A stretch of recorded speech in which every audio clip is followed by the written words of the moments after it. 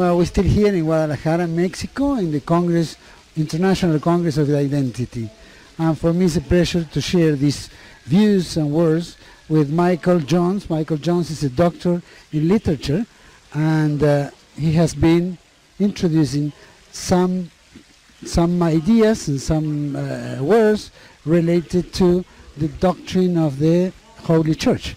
And in this matter, I would like you to respond if there is Judaism, that theology in what way is against Christianism, or it cannot live together. Well, theologically, the antagonism between Jews and Christians goes all the way back to the time of the crucifixion.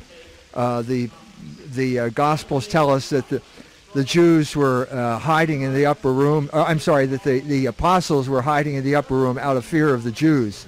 So the fear, the antagonism has gone from the beginning all the way up to the present day, because the Jews, in rejecting Christ, rejected Logos, and in rejecting Logos, they became a permanent revolutionary group that is spreading a revolutionary ferment throughout the world to this day. So it was Bolshevism at one point, it's Zionism at another point, it's neoconservatism at another point, and now in the state of Indiana, we have just witnessed an attack in the name of homosexual marriage. This is the latest Jewish front in the culture wars. And I say this not because I'm anyone to listen to, but the Vice President of the United States said this in a speech he gave in May of 2013, praising the Jews for their role as cultural revolutionaries, and especially praising them for their role in promoting gay marriage. This is the state-of-the-art revolutionary movement to overturn the social order in the United States. What do you mean that do they promote low values, no values, or something that might overthrow the Christianism all over the world, or there is like a plan or something like that? Yes, it's become so ingrained in every Jew that he is a revolutionary. That oftentimes you don't need a plan. They just come together, and they just the main fact of Jewish life is that they're always a minority. They've always been a minority in whatever culture they've lived in, and when they're a minority, they feel they have to weaken the majority, and so they're constantly engaged in cultural subversion.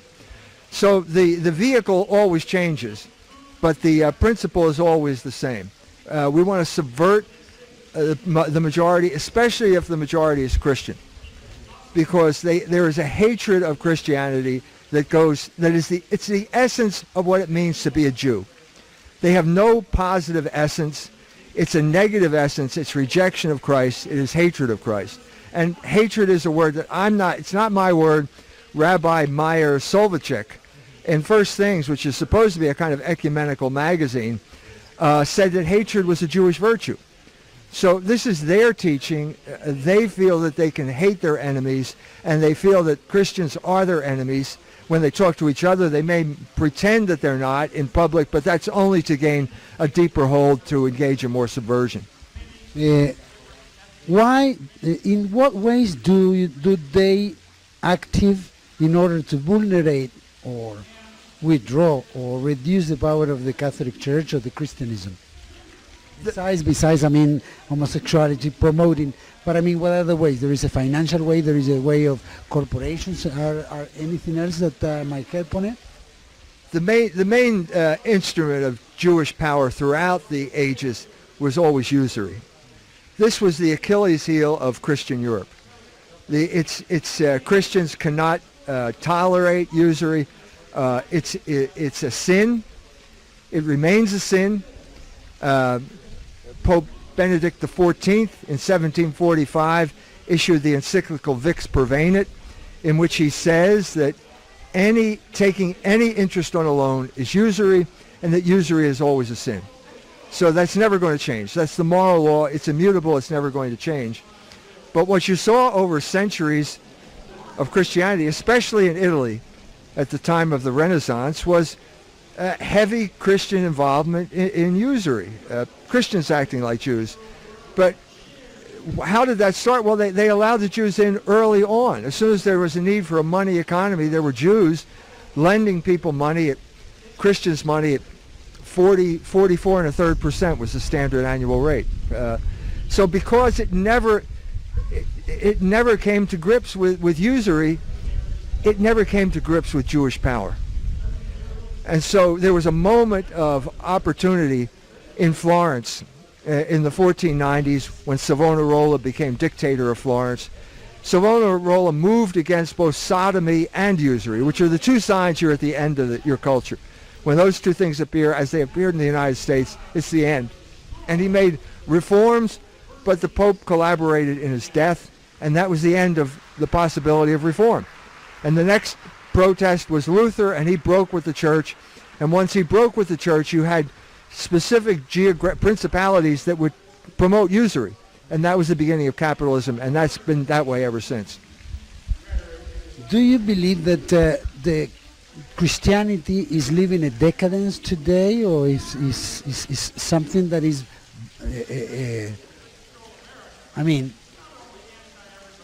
broke, interfere to the essence of growing?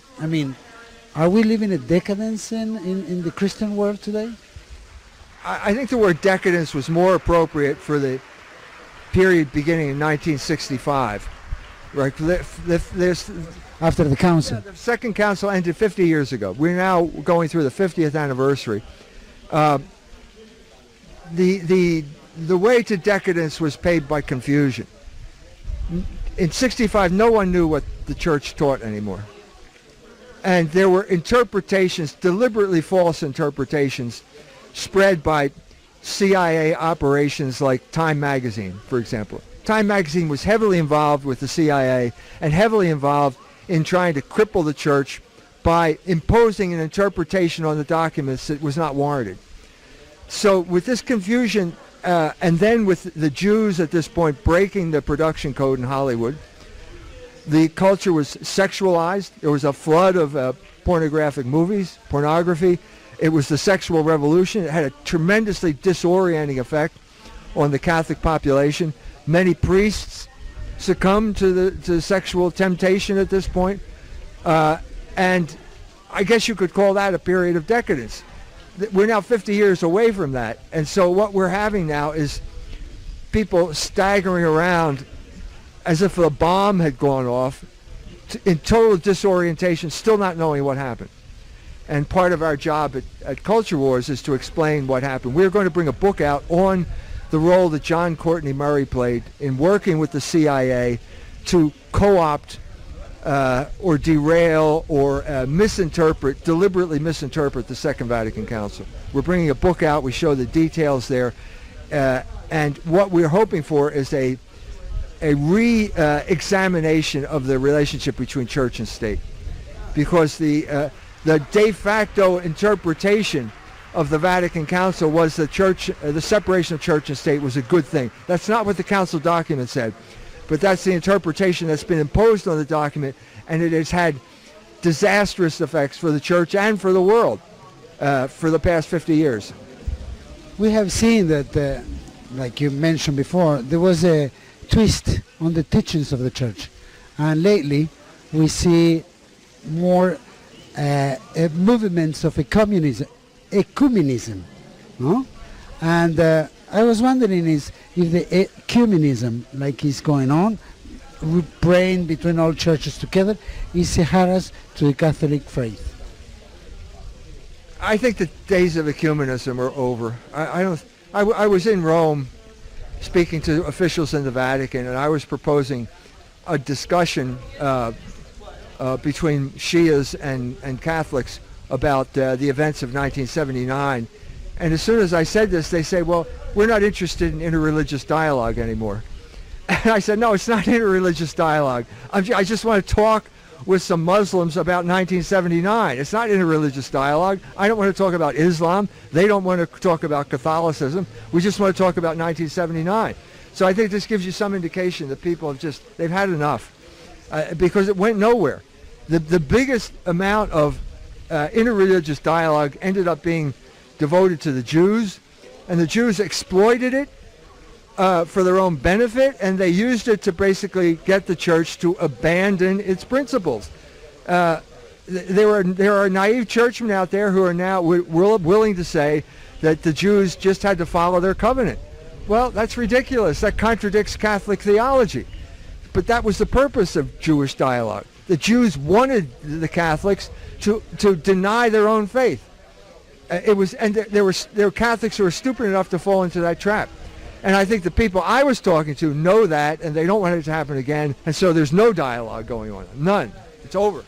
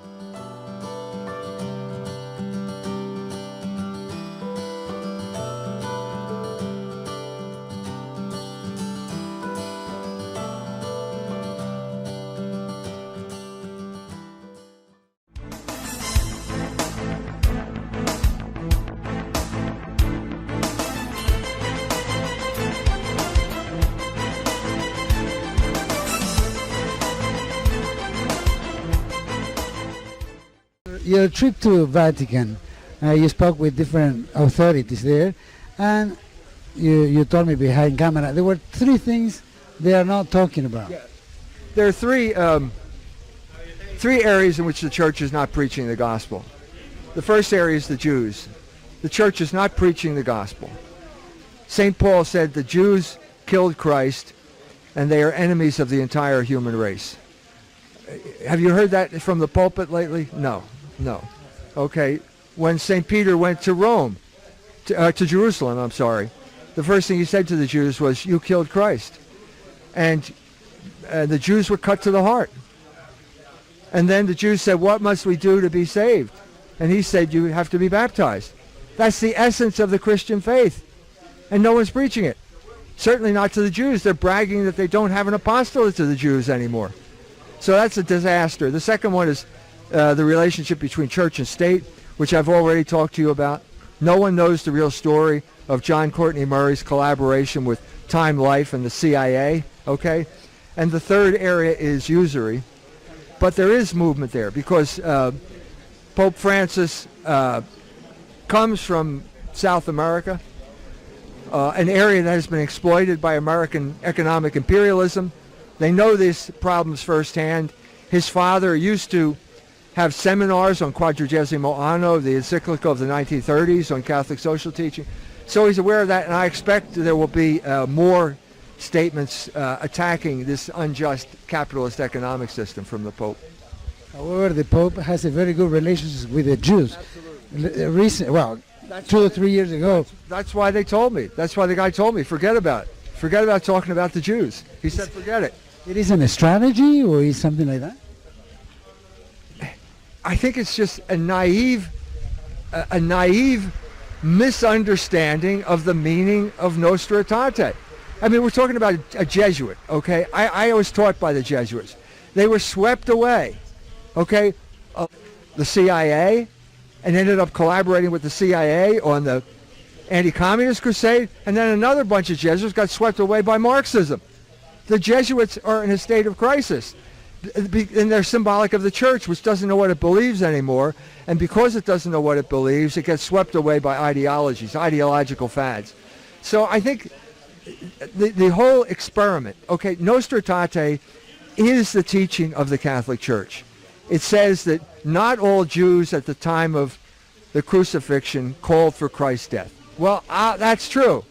Who can argue with that? Whoever said anything different? You know, we know that the Blessed Mother did not yell, crucify him. She was a Jew. She didn't yell, crucify him, and so on and so forth. I think this, if you want my honest opinion, I think that the Council Fathers were reacting to the Jewish pressure that was put on them, and this was a kind of private joke among them. We see at the same time that the teachings tell us that there will be a miracle in the future, which will be the conversion of the Jews. Do you think that this could happen in a short, middle, or long term? There are some stories about a miraculous conversion of the Jews at the end of time. This is not church teaching. This is some opinion or other, okay? My point, and we may not be in the end times. We may be in the end times, we may not be in the end times. But I am determined, my goal in life is the conversion of the Jews. I wrote my book, The Jewish Revolutionary Spirit, to bring about the conversion of the Jews, because I think this is the only way we can solve the problems in the world today. We've got the Jews at the source of so many problems. Why? Because no one is holding them accountable for what they're doing. Everyone thinks of them as a victim that can never do anything wrong, and no one is offering them a better alternative, namely Christianity. It's better than Judaism. Judaism is an obsolete religion of hatred. The Jews hate it. Go, if you take look at the Coen brothers, one of the top directors in Hollywood at this time, did a movie called A Simple Man. This shows you this loathing that Jews have toward this religion, how corrupt this religion is. You know, an honest movie by Jews about that religion. So there are Jews who have converted because of reading my book, and they tell me how thankful they are to be freed from this bondage. So why is the church not offering these people this gift? This, it seems to me, is the real anti-Semitism. When you are not willing to offer the Jew the gift of salvation. That's the real... What could be worse than condemning someone to hell for all eternity? And if you die without baptism, in rejection of Jesus Christ, where else are you going to go? You can't be saved under those conditions. So I think this is a terrible situation for the Jews. It's a terrible situation for the Catholic Church, and it's got to change. The church cannot perdure in error. If it could, she wouldn't be the church. So the change is going to have to take place. If I can bring it about, that would be great. The usings of promoting all these breaking values and everything that hurts the Christianity and Catholics in particular, are they TV or mass media networks and the Hollywood? I guess they are like the industry to break down all related to values, family, etc. Yes, in Iran, the lectures I gave in Iran were about Hollywood and in the 1930s and the battle between Catholics and Jews over the content of Hollywood films. And that's what happened in the 30s was basically the Catholics beat the Jews in cultural battle, and they imposed their a code that prohibited nudity in films, ridiculing religion, and promotion of homosexuality. When the Jews broke that code, there was no one to stop them.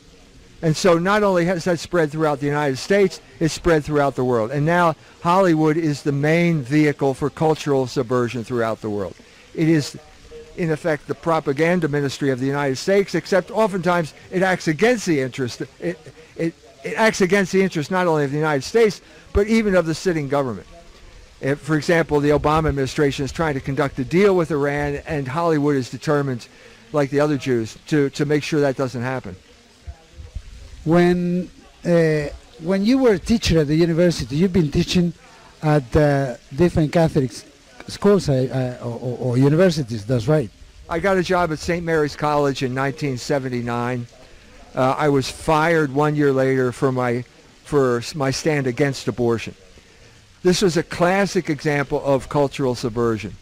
This was called itself a Catholic institution, but it had been taken over by the feminists, and it was used now to promote feminist values, not Catholic values. And obviously, the feminist value number one at that time was abortion, and so it was like I had committed the unpardonable sin, and so I was fired.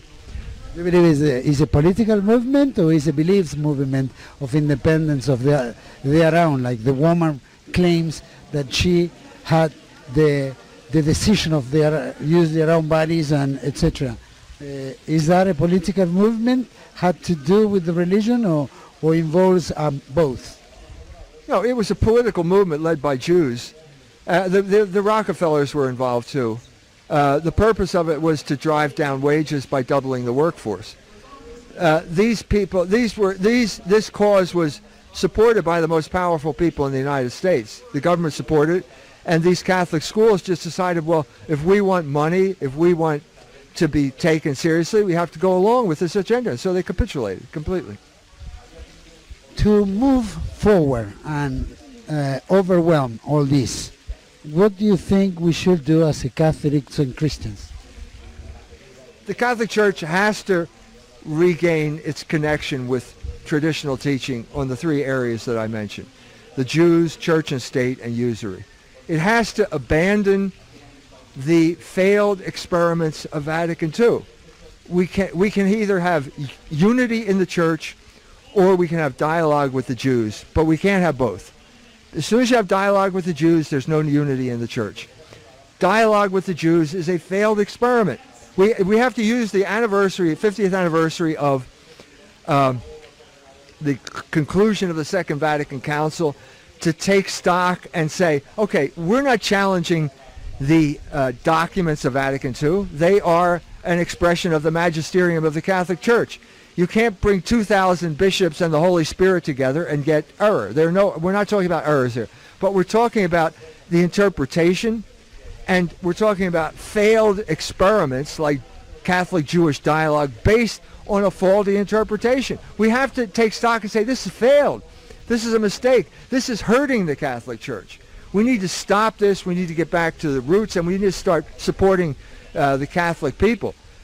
Someone mentioned that Pope Francis gave 100,000 euros to Auschwitz, and mentioned that there are Catholic martyrs who have organizations. Why don't you give it to the Catholic martyrs? This is obviously in the direction of supporting Catholic ethnic solidarity throughout the world. That would be a big step in the right direction. Mr. Michael Jones, thank you very much for sharing this interview with the TLV1 in Buenos Aires, Argentina. Thank you. Thank you. De nada. Gracias. Y ahora volvemos a los estudios.